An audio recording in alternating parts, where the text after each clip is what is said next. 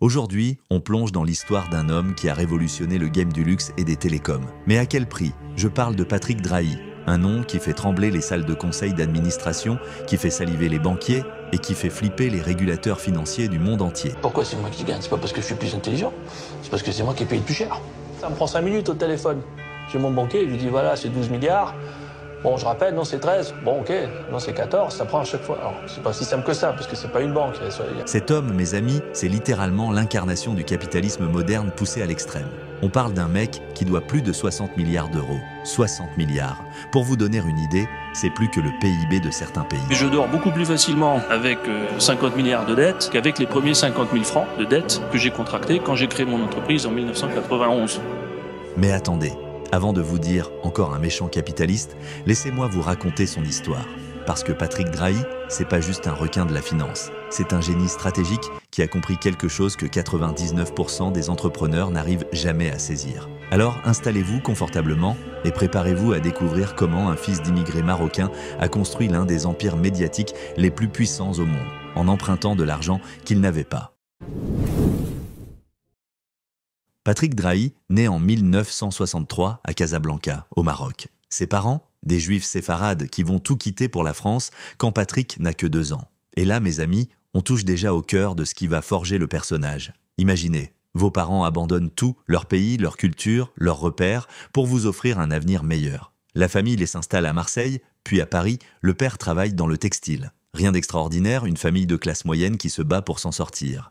Mais déjà, le petit Patrick montre des signes particuliers. À l'école, il excelle. Pas juste bon élève, excellent. Le genre de gamin qui comprend les maths avant que le prof ait fini d'expliquer. Mais ce qui le différencie vraiment, c'est sa capacité à voir les connexions là où les autres ne voient que du chaos. Écoutez-moi bien, parce que c'est crucial pour comprendre la suite. Patrick Drahi développe très tôt une obsession pour les systèmes. Il ne s'intéresse pas juste aux entreprises individuelles. Il veut comprendre comment tout s'interconnecte. Les télécoms, les médias, la publicité, le divertissement. Il fait Polytechnique, évidemment, puis l'école des mines, 2 des formations les plus prestigieuses de France.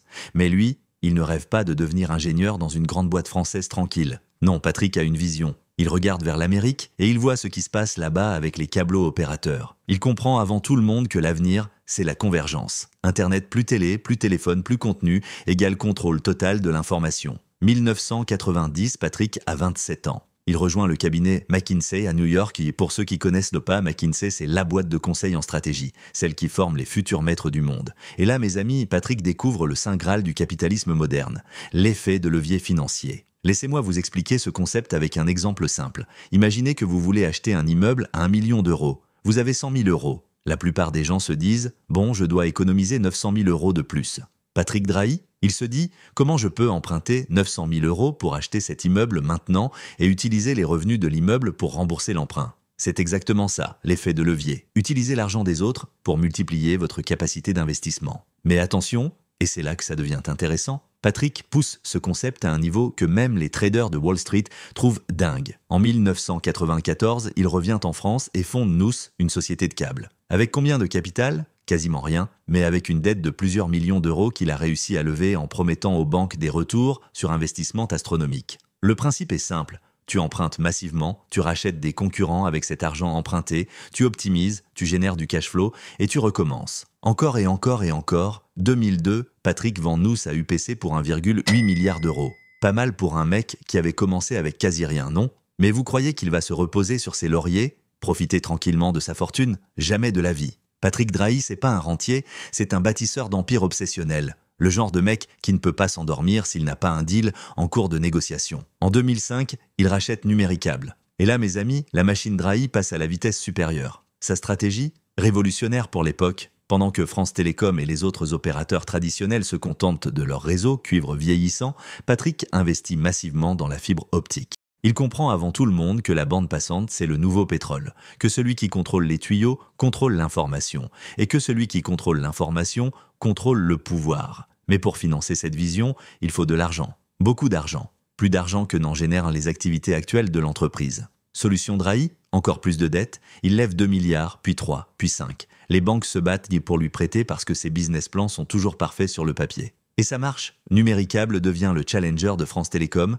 2013 à 2014, il rachète Suddenlink aux États-Unis pour 9,1 milliards, puis Cablevision pour 17,7 milliards. Plus de 30 milliards de dollars en quelques années. Mais Patrick ne s'arrête pas aux télécoms. 2015, Libération et l'Express. 2019, Europe 1 et Virgin Radio. Il construit un écosystème médiatique complet. L'infrastructure, le contenu. Exactement la stratégie de Rupert Murdoch. Sauf que Murdoch a mis 50 ans. Patrick veut faire ça en 10 ans, avec de l'argent emprunté. 2020, Covid, les marchés s'effondrent, les taux remontent, et soudain, tout ce bel édifice financier tremble. Les analystes découvrent un ratio dette sur EBITDA de plus de 7, avec 60 milliards d'euros de dette. Au-delà de 6, les banques paniquent. L'action Altis s'effondre de 12 € en 2021 à moins de 2 € aujourd'hui. Une chute de plus de 80%. Patrick comprend qu'il n'a plus le choix. Pour éviter la faillite, il doit vendre. Europe One, vendu à Bolloré, l'Express et Libération, sur le marché. Une partie des activités américaines, cédée. Imaginez, cet homme qui rêvait de devenir le Murdoch européen voit tout s'écrouler. 2022 à 2023, ses créanciers perdent patience. Ils demandent des remboursements anticipés, des taux plus élevés. Patrick entre dans la danse de la dette en détresse, un jeu psychologique de haute volée. Des négociations jusqu'à 3 h du matin où se jouent des milliards. Première manœuvre géniale, il rachète ses propres dettes. Il utilise la chute du cours de ses obligations pour les racheter à 60 centimes l'euro au lieu d'1 €. Deuxième coup de génie, il lance une OPA sur BT à 12 milliards. Complètement fou quand tu croules sous les dettes, mais ça envoie un signal, Patrick Drahi n'est pas fini. Et ça marche, les marchés se calment. L'action remonte légèrement. 2023 à 2024, Patrick change de paradigme, exite la croissance à tout prix. Place au cash flow pour rembourser les dettes. Sa nouvelle obsession, générer 3 à 4 milliards par an. À ce rythme, il faut 15 à 20 ans pour éponger les 60 milliards. Mais c'est faisable. Le problème, Patrick a 61 ans. A-t-il la patience de passer 20 ans à rembourser au lieu de conquérir ? Première leçon, l'effet de levier peut te propulser au sommet ou te détruire. Deuxième leçon, la confiance des marchés vaut plus que tous les actifs physiques. Troisième leçon,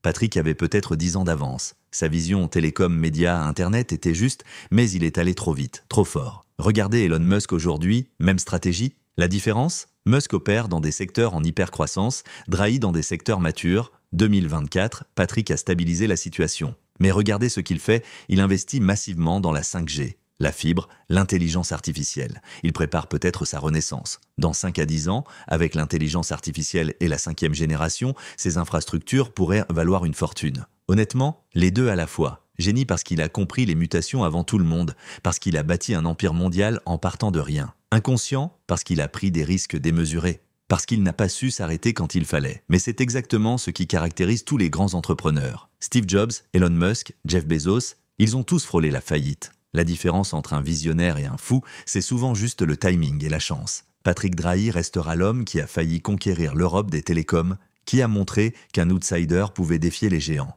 Va-t-il s'en sortir ? Probabilité 60 à 70%. Ses entreprises sont solides et lui reste un négociateur hors pair. Va-t-il reconquérir le monde ? À 61 ans avec 60 milliards de dettes, le chemin sera long. Mais ne sous-estimez jamais un homme qui a déjà transformé l'impossible en réalité. Et voilà, l'histoire incroyable de Patrick Drahi, l'homme le plus endetté de France. Dites-moi en commentaire, admirez-vous Patrick Drahi pour son audace ou pensez-vous qu'il a joué avec le feu ? Va-t-il s'en sortir ou son empire va-t-il s'effondrer ? Likez si ça vous a plu, abonnez-vous pour plus d'histoires incroyables du monde des affaires.